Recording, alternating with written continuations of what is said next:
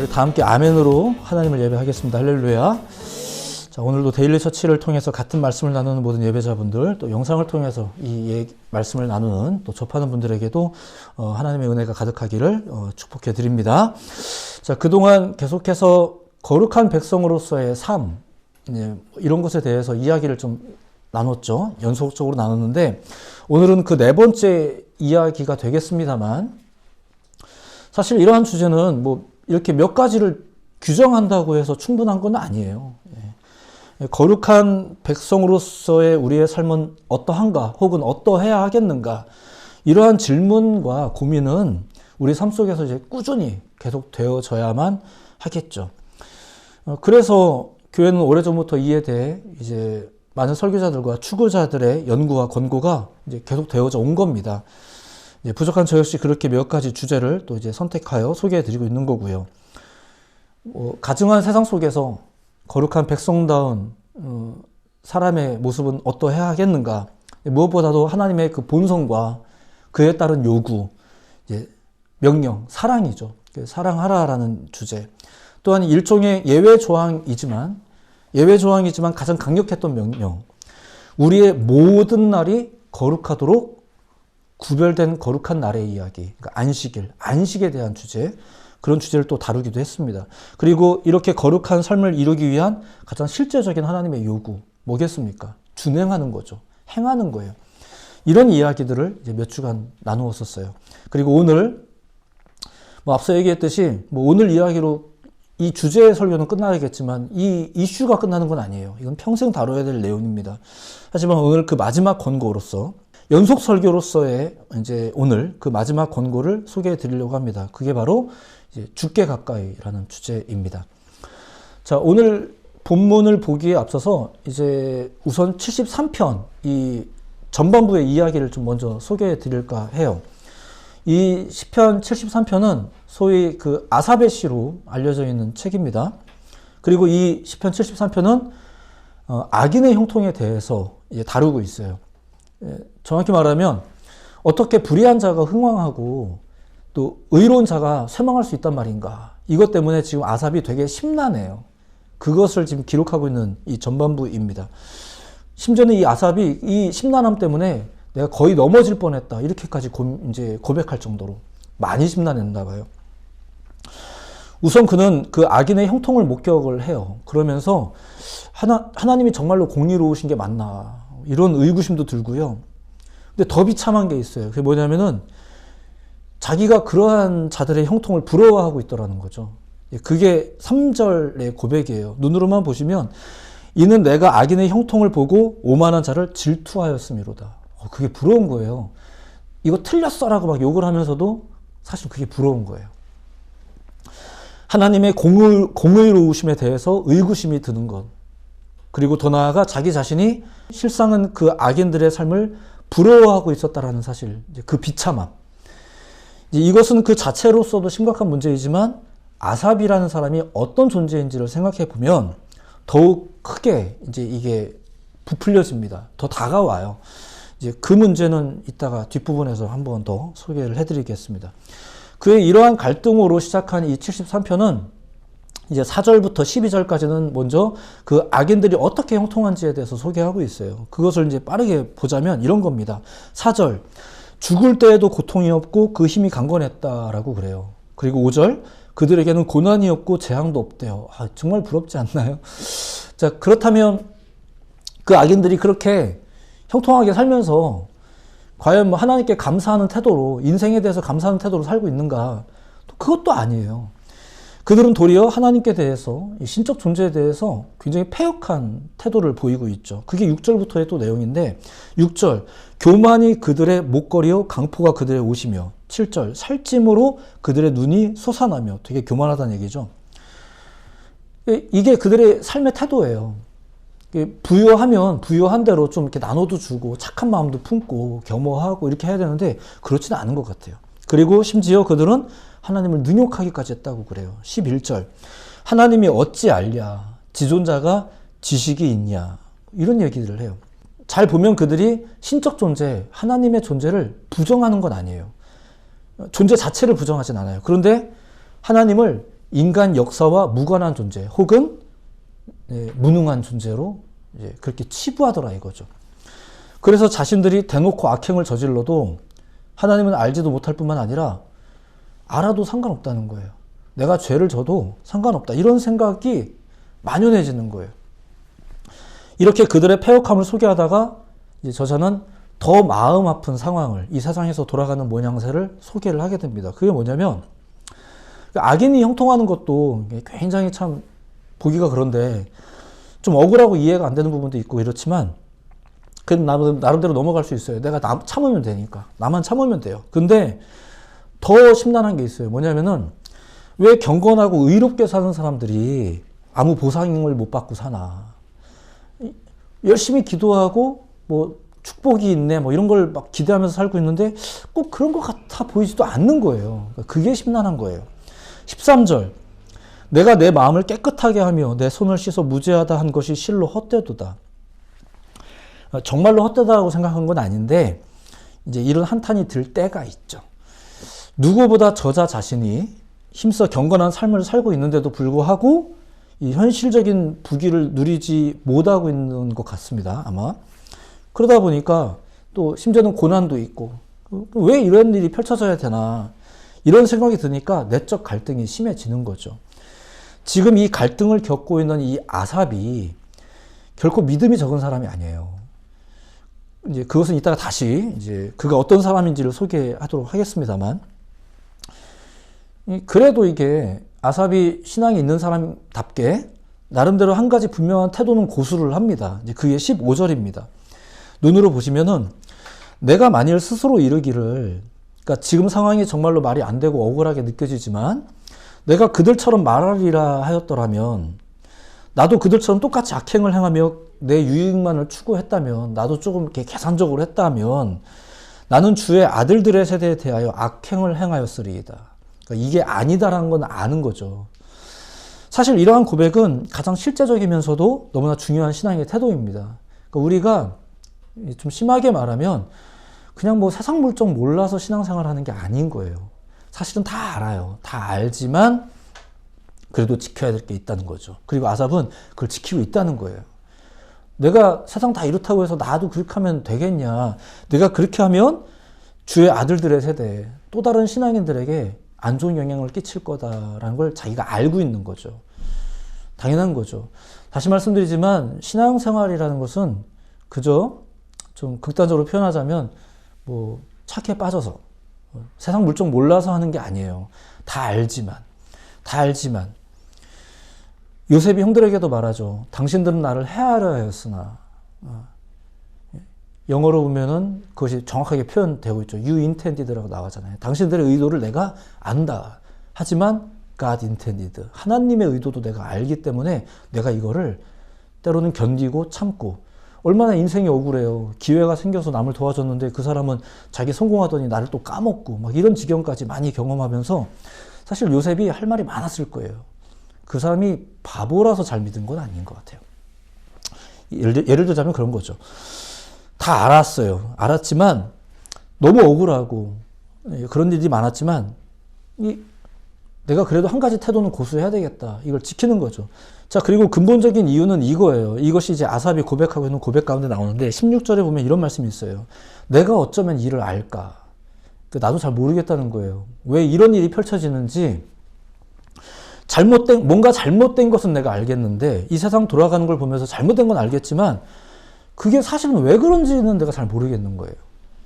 악인이 형통하게 되고 의인들은 고난받는 이 현상에 대해서 곰곰이 생각해 봤지만 또 기분은 상하지만 스스로의 이 고민 속에서 속 시원한 답을 얻지 못한다는 것을 인정을 하는 거예요. 나는 모르겠다라는 거예요. 자, 전도서 8장 17절에 보면 이런 말씀이 있어요. 한번 들어만 보세요. 또 내가 하나님의 모든 행사를 살펴보니 해 아래에서 행해지는 일을 사람이 능히 알아낼 수 없도다. 사람이 아무리 애써 알아보려고 할지라도 능히 알지 못하나니 비록 지혜자가 아노라 할지라도 능히 알아내지 못하리로다. 뭐 이런 말씀이 있어요. 그러니까 세상이 악한 것도 잘 모르겠고 하나님께서 하시는 그 일의 모든 신비로움과 경이로움도 내가 다 이해하기 어렵다는 거예요. 아삽의 내적 결론이 이거였습니다. 이건 아니다 싶으면서도 그 원인을 모르겠다. 또한 그렇기 때문에 우리에게서 그 답이 나오겠는가? 그렇지 않다. 이걸 인정하는 거죠. 이걸 다 깨달아서 인정하는 게 아니라 모르겠다는 걸 인정하는 거예요. 그리고 내가 다 알 수도 없겠구나라는 것을 인정하는 거예요. 이렇듯 시편 73편의 앞부분 16절까지의 내용을 나름대로 정리하자면 이런 겁니다. 첫째, 믿음이 있어도 신앙적 갈등을 겪을 수 있다는 거고요. 두 번째, 그것에 대한 해답이 우리 편에서 나올 수 없다는 거예요. 자, 이러한 결론을 가지고, 이 서두의 결론을 가지고 이제 17절로 들어가는 거예요. 들어갔더니 이제 반전이 확 일어나죠. 아삽이 이제 어떻게 깨닫고 있는지를 보여주는 거예요. 이제 그걸 보겠습니다. 오늘 본문으로 삼은 부분이 바로 그 부분이에요. 17절 말씀을 한번 같이 읽어볼게요. 17절 말씀 같이 읽어봅니다. 시작. 하나님의 성소에 들어갈 때에야 그들의 종말을 내가 깨달았나이다. 아멘. 사실 이 말씀도 분석해 보자면 이 말씀이 모든 것을 깨달았다라는 답이라고 기록된 건 아니에요. 다만 어떤 특정한 계기가 있고 이 사람은 깨달았다라고 말하고 있죠. 그 계기는 하나님의 성소에 들어갈 때라는 거고요. 이 말씀을 통해서 아삽의 시선이 먼저 바뀌었다는 걸 볼 수가 있어요. 시선이나 혹은 관점이. 그동안은 세상을, 이 세상에서 펼쳐지는 모습을 악인들에게나 의인들에게 펼쳐지는 뭐 약간 이상한 모습들, 이런 것들을 내가 보고 있었죠. 그걸 보면서 굉장히 심란했었어요. 근데 이제 그는 하나님의 성소를 바라보면서 관점이 바뀌죠. 그러면서 이제 이렇게 말한 거예요. 내가 세상 바라보면서는 몰랐다. 그런데 주의 성소에 들어갈 때야 비로소 그 악인들이 종말을 맞게 될 것을 내가 알게 되었다. 이제 이런 얘기잖아요.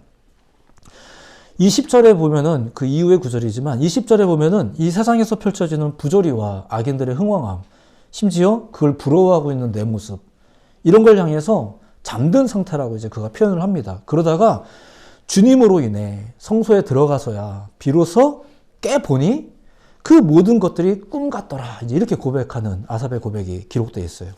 진정으로 눈을 떠서 새롭게 보게 된 거죠. 저자 역시 신앙의 사람이었습니다. 계속 말씀드리고 이따가는 이게 또 한 번 말씀드리겠지만, 하지만 그럼에도 불구하고 이 세상의 부귀와 악인의 잘됨을 보면서 그 역시 부러웠던 거예요. 우리도 예수 믿으면서 살고 있지만 맨날 가난한 데 가서 전도하는 것보다 우리도 고급진 데 가서 맛있는 음식 먹고 멋진 집에 살고 싶고 이런 거가 왜 안 부럽겠어요? 감각적으로 봤을 땐 다 부럽죠. 그것이 21절의 기록이에요. 내 마음이 산란하여 내 양심이 찔렸다. 내가 그런 걸 추구하는 사람이었구나. 나도 사실 그런 걸 부러워하고 있구나. 이런 걸 깨달으니까 사실 약간 좀 부끄러운 거예요. 또 나름대로 우리가 신앙이 없진 않잖아요. 그러다 보니까 괜히 내가 그런 사람이라는 것이 괜히 이게 찔리는 거죠. 하지만 결국 저자는 이 땅에 이해할 수 없는 그 부조리함 가운데서 자신을 인도하는 것이 24절 주의 교훈이라는 것을 이제 감사하게 되는 이제 그런 고백이 이제 계속 이어지게 됩니다. 주의 교훈만이 나를 이끌어 주시는 거구나. 사실은요, 이따 말씀드리겠지만 이걸 지금 처음 깨달은 건 아니에요. 이미 알고 있었던 거예요. 자, 그리고 더 나아가 그는 이 세상의 모든 것은 결국 이제 쇠하여지고 혹은 이제 거짓된 것들이고 오직 하나님만이 우리의 반석이 되시며 영원한 분이라는 것을 이제 찬양하게 됩니다. 그게 이 73편의 마지막이에요. 그게 27절, 28절. 이 부분은 좀 함께 읽어봤으면 좋겠습니다. 오늘 본문은 아니지만 73편을 마무리하는 아삽의 찬송시입니다. 27절 같이 읽어봅니다. 시작. 무릇 주를 멀리하는 자는 망하리니 음녀같이 주를 떠난 자 주께서 다 멸하셨나이다. 28절. 하나님께 가까이함이 내게 복이라 내가 주 여호와를 나의 피난처로 삼아 주의 모든 행적을 전파하리이다. 아멘. 자, 사람에게는 이제 이 땅에 어떤 생명체에게도 없는 가장 이제 특별한 특징이 있죠. 예. 성경의 기록을 따라 발견할 수 있는 것은 우리가 하나님을 닮았다라는 거예요. 하지만 성경의 이야기를 잘 보세요. 그것은 우리로 하여금 하나님을 닮았다는 특권에 빠져 있기보다 하나님을 가까이 하는 삶을 살라고 권고하고 있는 게 성경의 거의 대부분의 권고예요. 우리를 향한 우리가 어떤 존재인지를 깨닫는 것도 물론 중요하죠. 물론 중요하지만 우리가 누구 곁에 있어야 되는 존재인지 그것을 아는 게 이제 성경의 요구이기도 하고 또 우리에게는 중요한 과제이죠. 오늘 본문이 이 아삽이라는 사람이 그러한 하나님의 요구를 이렇게 표현하고 있는 거예요. 27절, 주를 멀리하는 자는 망하리니. 28절, 하나님께 가까이 함이 내게 복이다. 그리고 오늘 본문에 의하면 이걸 어떻게 깨달은 거예요? 성전을 가까이 할 때, 성전에 나아가서야. 이거 다른 겁니다. 다른 거예요.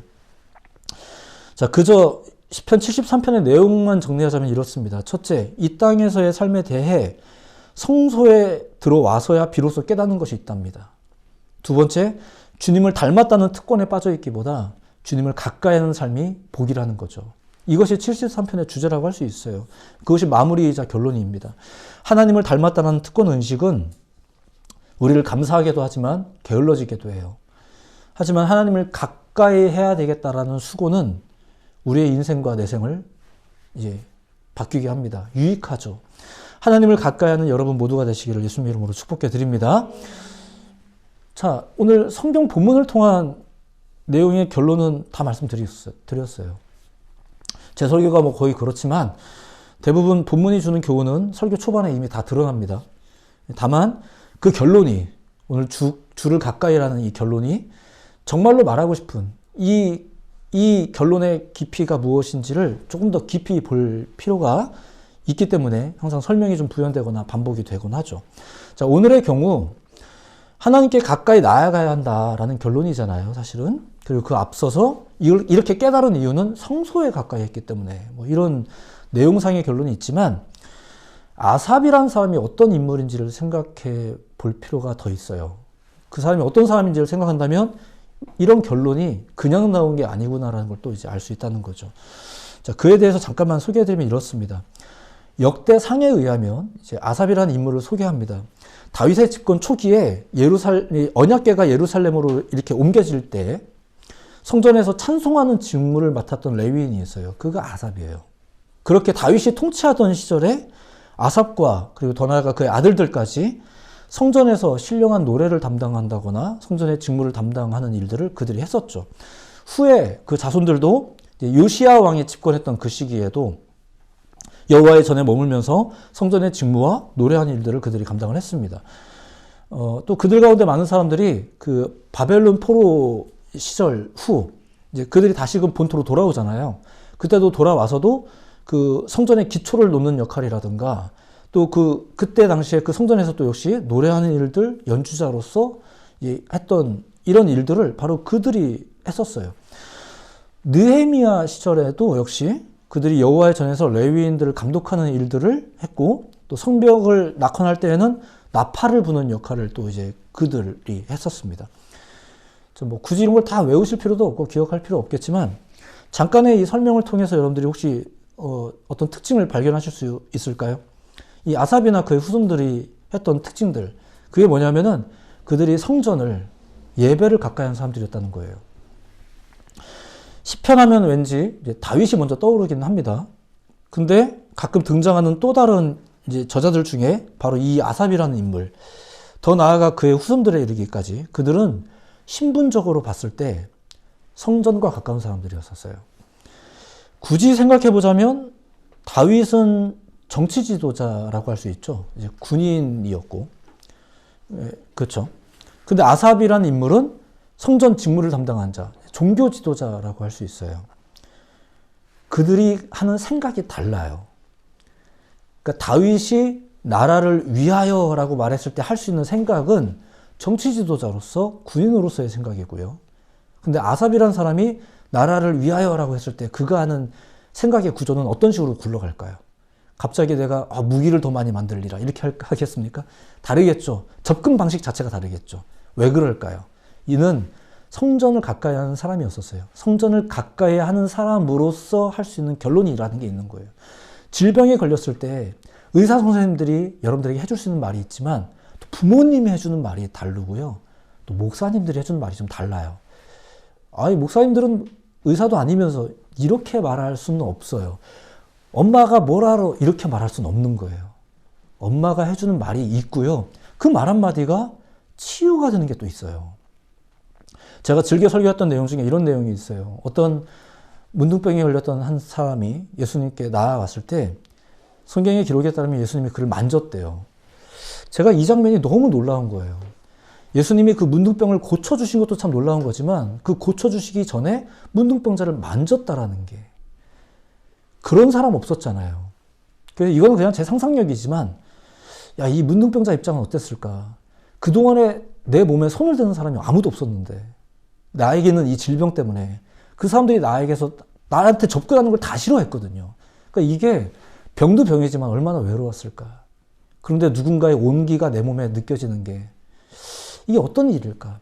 예수님을 의사라고 말할 수는 없잖아요. 그분이 결과적으로 그 병을 고쳤지만 근데 그 병이 고쳐진 것 이전에 그 사람의 마음은 어땠을까? 내 몸에 누군가가 손을 댄다고? 왜? 놀랍지 않나요? 이 장면이 너무 저한테는 그랬어요. 저한테는 너무 특별하게 다가오는 거죠. 그런 거랑 비슷합니다. 정치 지도자로서 다윗이 쓰는 시가 있고요. 종교 지도자로서 아삽이 쓰는 시가 달라요. 시편 50편과 시편 73편부터 83편까지의 내용이 아삽의 시거든요. 그 시를 잘 보면 대부분의 그 내용이라든가 이슈 자체가 그리고 그 결론이 전부 다 성전을 가까이 하는 사람답게 성전 또는 예배를 중심으로 또 마찬가지로 성전 직무를 담당하던 종교 지도자답게 민족과 백성을 살피는 목회자스러운 그런 결론이 나와요. 그런 식으로 내용이 전개가 되죠. 그래서 그의 시편을 잘 보시면 다윗의 시편보다 조금은 어렵고요. 조금은 더 깊고요. 조금은 더 목회자적이고요. 신학적인 특징을 많이 가지고 있어요.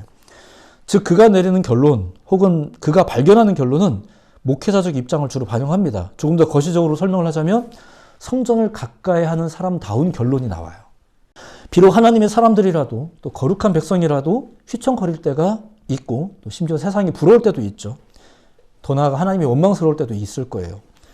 하지만 그들 성전을 가까이 하는 자들의 결론은 결국 하나님을 향하더라는 거예요.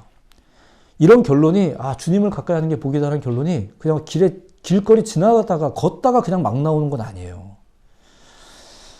그들 성전을 가까이 하는 자들 아삽이 왜 하나님을 가까이 하는 것이 복이다라는 결론을 내릴 수 있었나요? 그는 성전을 가까이 하는 사람이었기 때문에 그래요. 앞서 보았던 결론을 다시 한번 봅시다. 첫째, 세상 참 부조리하지만 성소에 들어와서야 비로소 깨닫는 것이 있다. 둘째, 하나님을 가까이 하는 것이 복이다. 어떻게 이런 결론이 내릴 수 있었겠냐 이거예요. 아삽은 직업적으로든 개인의 신앙적으로든 성전을 가까이 하는 사람이었었어요. 거기서 얻는 비밀함이 있어요. 거기서 얻는 깨달음이 있죠. 이제 진짜 말씀을 정리하면 이렇습니다.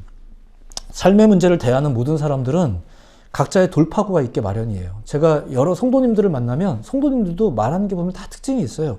사업가분들은 사업가답게 당신의 신앙을 이야기하시고요. 학생들은 학생들답게 자기의 신앙을 얘기하더라고요. 결론과 방법도 똑같아요.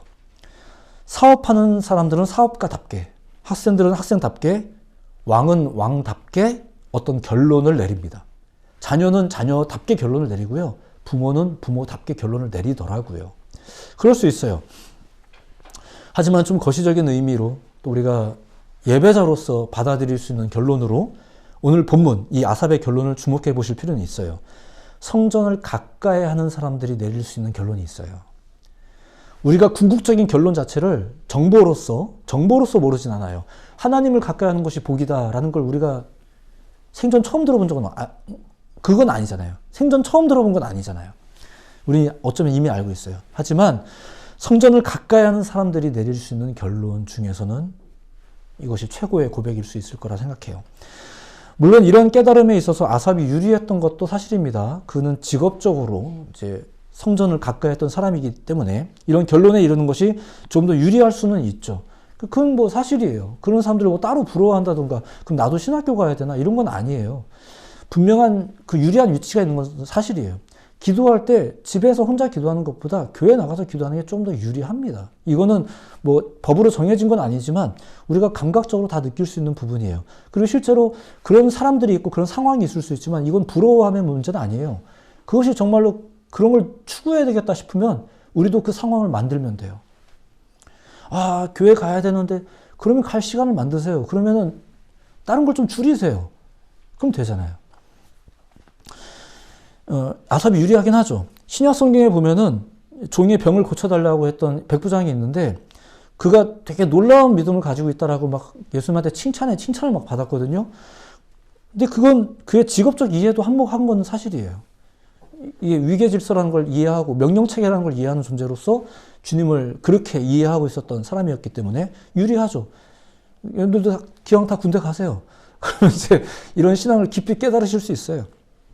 유리한 부분이 실제로 있는 건 사실인 것 같습니다. 하지만 누구에게나 그 본질적 요구는 동일합니다. 성전을 가까이 해야 한다는 거. 그래야 하나님을 가까이 해야 하는구나 라는 결론. 사실은 처음부터 알고 있었던 이 결론. 그 결론을 발견해내죠. 몰랐던 건 아니에요. 이미 다 알잖아요. 누가 그런 걸 깨닫나요? 성전을 가까이 하는 사람들이. 그래서 당장은 이해가 되지 않더라도 성전을 가까이 하면서 살아야 되는 거예요. 직업이 목사가 아니더라도 성전을 가까이 하시는 게 좋아요. 더 나아가 말씀을 가까이 하며 살아야 되는 거예요. 이해가 안 돼도 꾸준히 성경을 펼쳐야 되는 거예요. 자꾸 잠만 와요. 성경 배고 자요 그냥. 그렇게 되더라도 자꾸 성경을 보셔야 되고 펼치셔야 되는 거예요. 이해가 안 된다고 이해하기 쉬운 세상을 가까이 하면 세상적인 결론을 내는 거예요. 신앙 생활이 뭐예요? 신앙 생활. 신앙을 가까이 하면서 사는 게 신앙 생활이잖아요. 하나님과 동행하는 삶? 이런 말을 신앙인들이 참 많이 하는데 그게 뭐예요 도대체? 어떻게 하는 게 그렇게 하는 거예요? 성전을 가까이 하세요. 성경을 가까이 하세요. 목사를 가까이 하세요. 목회자를 가까이 하세요. 목회자들 역시 악인의 형통과 의인의 고난을 보면서 종종 혼란스럽기도 합니다. 그래서 넘어지는 목회자들도 이제 있는 거죠. 안타깝지만. 평생 교회에서 살던 아삽도 이렇게 심란하잖아요. 이렇게 심란했어요. 하지만 성전을 가까이 해야 한다는 요구는 그에게도 마찬가지인 거죠. 그거 심란하다고 해서 막 내가 이 직업을 왜 해야 되나 이러면서 뛰쳐나가 봐요. 어쨌거나 그런 깨달음을 가졌던 게 그가 가진 직업적 유리함 때문이기도 하겠지만 그러면서도 확고하게 알게 되는 거예요. 몰랐던 걸 깨닫는 건 아니죠. 이미 알고 있던 걸 확고하게 깨닫는 거죠. 그게 뭐예요? 하나님을 가까이 하는 것이 나에게 복이구나. 이걸 다시 한번 그가 이렇게 고백하며 73편을 마무리하는 거예요. 하나님을 가까이 하는 삶, 인생에서의 비밀을 이해하게 되는 거죠. 그리고 그것을 이해하면서 모든 부조리와 고난을 감수할 힘과 능력을 얻게 되는 거예요. 그러니까 이건 이해력의 문제는 아니에요. 이해력의 문제가 아니라 성경을 통한 영적 통찰의 문제예요. 실제로 우리 눈앞에 펼쳐져 있는 이 모든 부조리함들이 해결이 된 건 아닐지 몰라요. 하지만 이것을 어떻게 바라보는지 혹은 어떻게 감수하는지에 대한 능력을 주님께서 허락해 주시는 거죠. 그걸 성령의 능력이라고 해요. 누구라도 하나님을 가까이 한 삶을 추구하며 살아가야 할 것입니다. 또한 이런 깊은 깨달음은 성소를 가까이 하는 일상을 통해서 더욱 명확해집니다. 머리로만 아는 거랑 달라요. 다시 말씀드리지만 아삽이 몰랐겠어요? 누구보다 더 잘 알죠. 여러분들이 몰라요? 이런 설교 처음 들었어요? 아니잖아요. 이미 다 알죠. 성경 속 모든 하나님의 사람들이 그리고 거룩한 삶을 사는 사람들이 다 그랬어요.